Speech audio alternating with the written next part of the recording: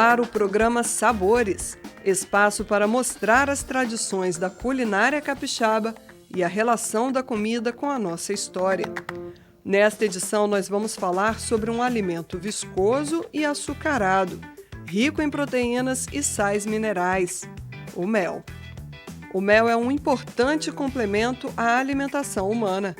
Além do alto valor energético, é rico em substâncias benéficas ao equilíbrio de nosso organismo, como vitaminas, minerais e aminoácidos. Não é à toa que o mel sempre foi reconhecido devido às suas propriedades terapêuticas.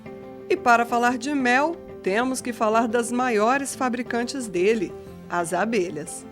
Resumidamente, as abelhas sugam o néctar da flor e depois o depositam nos favos da colmeia, onde ele vai perder grande parte da água e se transformar em mel. Nós estamos em um sítio na zona rural de Vila Velha, ainda na Grande Vitória. Aqui tem um apiário onde o Francisco colhe mel. O Francisco é apicultor, criador de abelhas. Francisco, que tipo de abelhas você cria? Então, Luciana, aqui a gente cria abelha do gênero Apis mellifera, que são as famosas abelhas africanizadas, né? A gente tem aqui, antigamente conhecido como as abelhas da Europa, né? Mas hoje são africanizadas. Então, esse tipo de abelha que a gente cria aqui para a produção de mel. Essa abelha é aquela abelha que a gente mais conhece, são as mais comuns, que tem ferrão. Isso, né? É a abelha que pica mesmo. Já tomou muita picada? Já tomamos algumas, bastante, né? Agora, a produção de mel das abelhas tem relação direta com a florada, isso? Onde elas polinizam? Cada época de ano e cada tipo de planta ela vai florar num determinado período do ano. Tem aquelas da primavera que floram de forma geral, né? É até chamado mel silvestre, são uma diversidade grande de floração da época. E tem as floradas, que são de pico, como o camará, o eucalipto, né? O café. Então tem floradas assim também em diversas épocas do ano. Cada caixa dessa produz mais ou menos quanto de mel? Então, a média nacional é em torno de 28 quilos de mel. A gente tem tido Para cada caixa? Para cada caixa. A gente tem tido um decréscimo muito grande nisso, em função de vários fatores, né? Tanto os climáticos, desmatamento, o uso de agrotóxicos, né? Então tem tido uma queda bastante acentuada na produção de mel devido a esses problemas. Ok, vamos lá pegar um melzinho então? Vamos lá. Bora!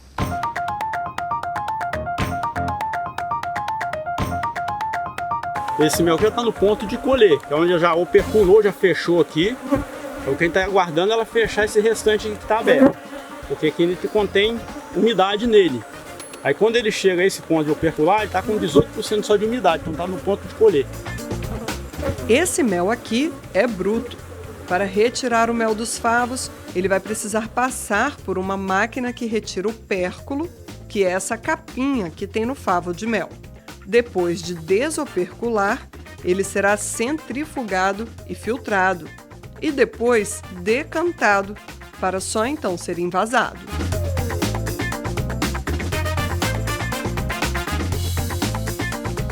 Vamos correr menos risco agora? Você já ouviu falar nas abelhas sem ferrão? Elas também produzem mel e de diferentes sabores. Bom, gravando com as abelhas sem ferrão, a gente nem precisa de equipamento de EPI, tá vendo?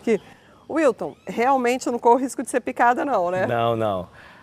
Mesmo o termo abelha sem ferrão é mais doce, né? Porque as abelhas nativas, elas têm ferrão, mas é um ferrão atrofiado, incapaz de ferroar. Então não oferece risco, a gente não tem limitação de idade, de crianças ou então idosos. Pode ser criado também na área urbana, como muita gente cria, e realmente não tem nenhum risco. Agora, elas produzem mel tanto quanto as outras abelhas que são as com ferrão, né, que a gente conhece? Sim, a produção é um pouco menor, em virtude também a questão da quantidade de indivíduos dentro de uma caixa de abelha sem ferrão, mas elas também produzem mel de excelente qualidade. Qual é a diferença, por exemplo, essa caixa de abelhas aqui sem ferrão? Quantas abelhas mais ou menos tem em cada caixa dessa? A gente tem uma estimativa vamos falar das abelhas mais comuns, né, que é a uruçu amarela e a jataí. A gente tem uma estimativa de 3.000 indivíduos dentro de uma caixa. 3.000 ali dentro? Isso. Mas você é apicultor também, além de meliponicultor, né? Sou apicultor e meliponicultor. Na colmeia, lá, se chama colmeia mesmo? Isso. A outra, né? Na colmeia de abelhas com ferrão, quantos indivíduos tem ali, mais ou menos? A gente tem uma média de 60 mil, 80 mil indivíduos. E como se dá a colheita do mel dessa sem ferrão? A gente tem várias formas de estar fazendo essa coleta. Tem por tombagem, que a gente retira, a caixa padrão que a gente utiliza são de gavetas ou módulos.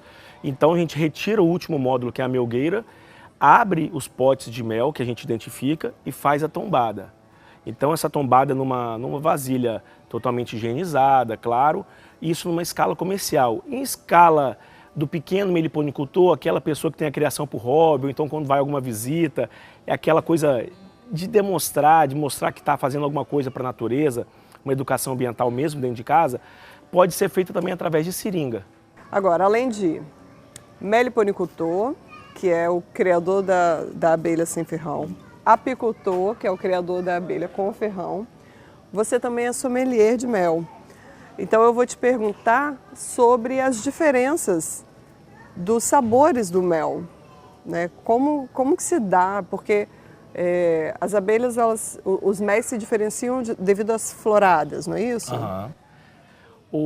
Tem várias diferenças. É muito difícil fazer essa comparação. Tem gente que tenta diminuir um mel ou outro, são méis totalmente, até mesmo a utilização muito diferente, principalmente para a culinária. O mel da abelha com ferrão, a gente pode até chegar a levar ele no preparo do prato, na elaboração. O mel da abelha sem ferrão, a gente já utiliza na finalização do prato, ou pratos frios, porque ele tem um teor de água muito alto. Então, se a gente levar ele no calor, a gente tem uma grande perda. O mel da abelha com ferrão, por ele ter menos umidade, ter um teor de açúcar um pouco maior, a gente já pode levar ele no calor, às vezes na finalização de um cozimento de um frango, numa carne de porco, por exemplo, fazer essa sensação agridoce. E também a gente tem grande variação, muita diferença na textura. O mel de abelha com ferrão, devido a esse teor de açúcar, ele é mais denso, ele é mais grosso, ele não fermenta facilmente. O mel da abelha sem ferrão, a partir do momento que você tira da caixa, se a gente deixar ele fora da geladeira, ele acaba fermentando. Por quê? O baixo teor de açúcar, que não vai conseguir conservar. Ou a gente passa ele por um processo de maturação, que demora um prazo de 6 meses, que aí você pode deixar ele fora da geladeira, que é a estabilização dos açúcares, ou a gente já utiliza e armazena ele resfriado. Bom, eu vou querer experimentar, tá? Um pouco desses méis, vou ver a diferença entre eles. Então a gente se encontra daqui a pouquinho num restaurante para fazer aí, experimentar uns pratos e provar. Combinado, eu trouxe uma variedade de méis diferentes, de abelhas nativas aqui do Espírito Santo, e tenho certeza que você vai se surpreender. Joia, então até daqui a pouco. Como falamos na entrevista, o Wilton é sommelier de mel, uma atividade nova, ou seja, ele é um dos poucos no Brasil que testa a qualidade de mel. E ele sabe explicar com que cada um combina, com que pratos harmonizam. Por exemplo, segundo ele, o mel mais claro combina com queijo parmesão e com brie. Já o mel mais escuro vai bem com receitas salgadas, como uma carne de porco glaciada. Bom, então agora nós vamos provar os diferentes sabores desses méis. Não temos todas as floradas aqui, né, Wilton? Mas temos algumas amostras de méis aqui. E queria que você falasse um pouquinho pra gente dessas diferenças dos aromas, dos sabores. Hoje eu optei por trazer mel de 3 espécies diferentes, que é a uruçu amarela, uruçu capixaba e a mandaguari preta, que são todas abelhas nativas do Espírito Santo. E a gente vai poder experimentar da uruçu amarela, inclusive, nós temos ela da região norte do estado e da região de montanha também. E a gente vai poder perceber a diferença desses sabores, a mesma espécie, porém em locais diferentes. Agora, esse curso que você fez, né, de sommelier, é justamente isso, quando você prova um mel, você já sabe o terroir dele, de onde ele vem, qual foi a florada que a... No curso a gente teve a oportunidade de conhecer, experimentar mais de 85 méis do mundo todo, e cada um com seu aroma, cada um com sua característica bem peculiar, buquê longo, buquê curto, uns mais picantes, outros que chegavam a dar uma sensação de ardência na língua, inclusive. Então são sabores diversos. nós experimentamos, nós temos essa roda sensorial para nos guiar um pouco, para a gente ter noção do que a gente está buscando ao experimentar o sabor do mel. Existem méis que ele consegue ser mais complexo, ele vai trazer um pouco o fator enzimático da espécie, mas também vai trazer um pouco de salgado, dependendo da espécie, como a mandaguari preta, dependendo da localização. Ela traz um pouco de salgado, um pouco mais leite também, então... Leite, né? Eu vi aqui, lácteo. Isso, nós temos diversos sabores, aromas de méis. E aí você também sabe, com isso, qual mel harmoniza com que tipo de comida? Perfeito. Através da característica do mel que a gente faz essa avaliação, inclusive as pessoas buscam um pouco a gente para saber com que, se é com carne branca, com carne vermelha, se é para compor uma salada, se é para combinar com queijo, para aromatizar.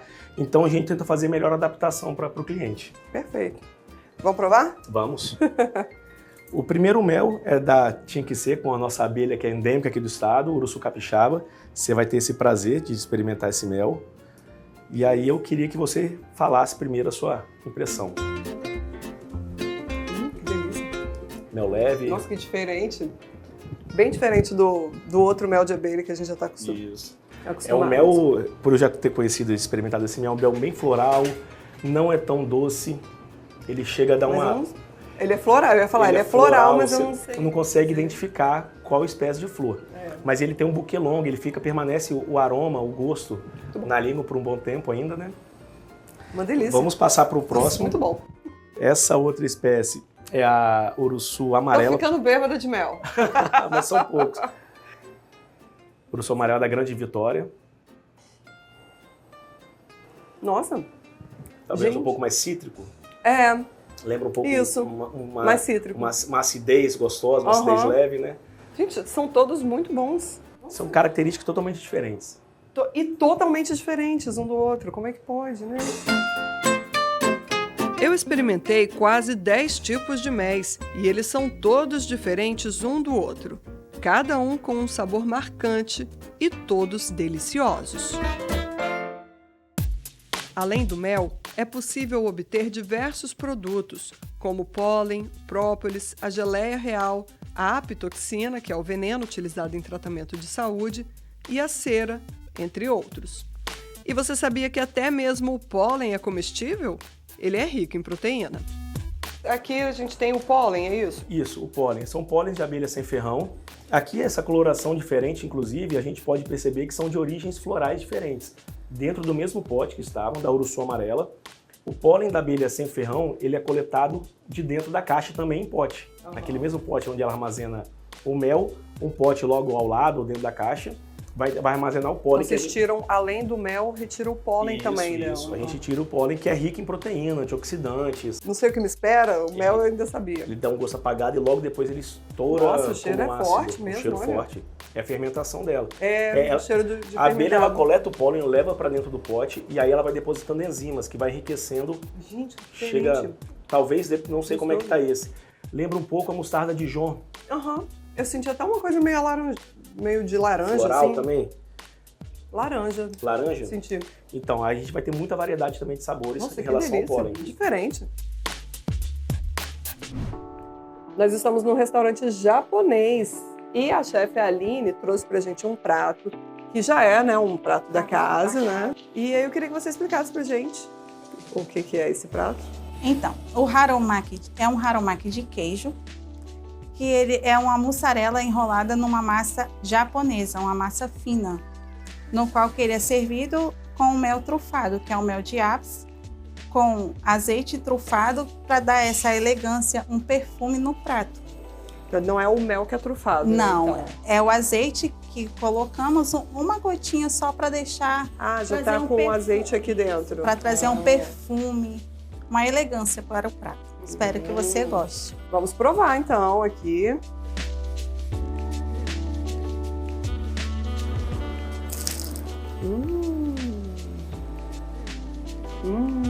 Bom? Muito bom. Muito bom. E não é só comida que harmoniza com mel, bebidas também. O Alex é chefe de bar e ele vai harmonizar um dos méis de abelhas nativas para compor um drink. E aí, Tudo bem? Alex, qual foi o seu escolhido e o que você vai fazer? Olha, o mel que a gente escolheu hoje é um mel de abelha nativa, Curuçu amarela, aqui do estado de Espírito Santo, tá bom? E o coquetel que a gente vai fazer para vocês hoje é o penicilin, coquetel que é whisky, gengibre, limão e mel.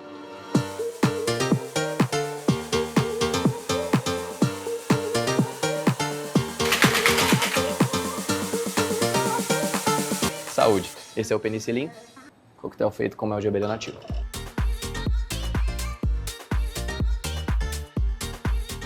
Nossa, Gostou?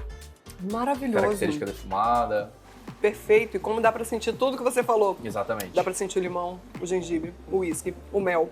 São várias camadas, né? O aroma O também. defumado. O aroma é bem defumado, bem Nossa. característico. Muito bom. Saúde. Perfeito. Saúde.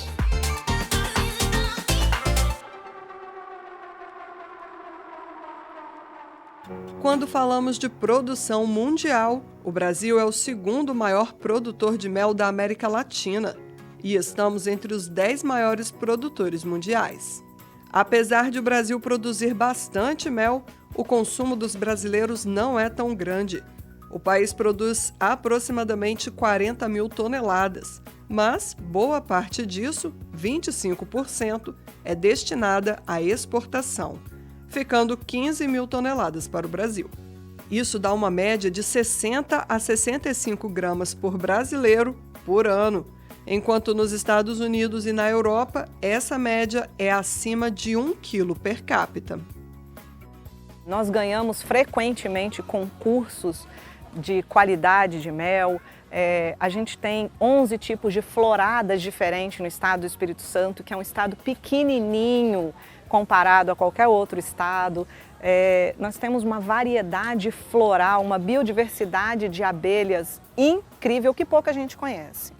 E o nosso mel, como vimos, é de muita qualidade.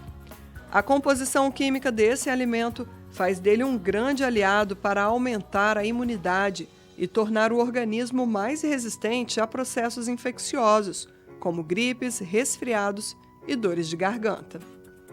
De modo geral, o mel é melhor e mais saudável que o açúcar. Pode ser utilizado como adoçante para sucos, chás e café, por exemplo. Pode dar um toque especial na sua salada de frutas. Pode acompanhar panquecas, promovendo um sabor agridoce. Pode servir como opção de lanche leve e saudável, como em biscoito de aveia e mel. Enfim, são muitas as formas de usar o mel. E nós, brasileiros, precisamos realmente consumir mais esse néctar dos deuses. Das abelhas. E consumir não só como medicamento, mas também como um rico alimento.